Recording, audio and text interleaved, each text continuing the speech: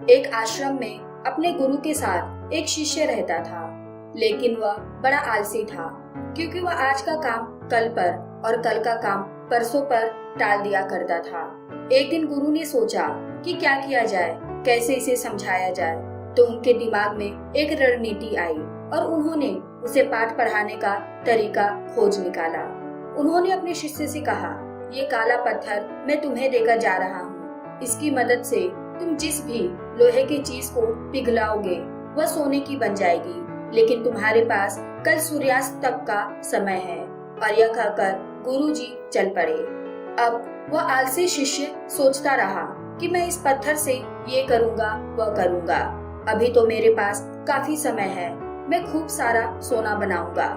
आलसी आदमी ने सोते सोते बहुत ख्वाब बुने, लेकिन उनको पूरा करने की जहमत नहीं उठा रहा था, मतलब प्रयास नहीं कर रहा था, सिर्फ सोच रहा था।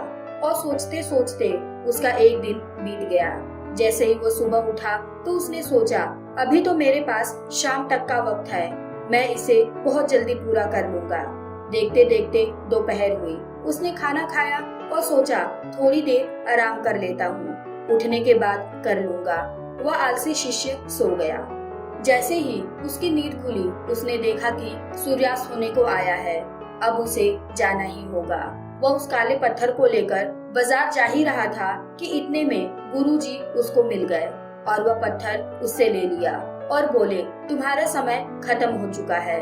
शिष्य को बहुत पछतावा हुआ कि वह कुछ भी नहीं कर पाया, लेकिन अब पछताए होत क्या जब चिड़िया चुग गई खेत। हमारे साथ भी यही होता है, कभी कभी हम भी तो यही करते हैं, आलस करते हैं, आज का काम कल पर और उसके आगे आगे टालते रहते हैं। इससे समय निकल जाता है, क्योंकि समय का पहिया तो रुकने वाला नहीं है। अगर हमने समय के साथ हमारे कामों को पूरा नहीं किया तो हमारा भी कुछ वैसा ही हाल होगा जैसा उस शिष्य का हुआ। इसीलिए दोस्तों, जो होता है अभी होता है, बाद में कुछ नहीं होता और समय निकल जाता है।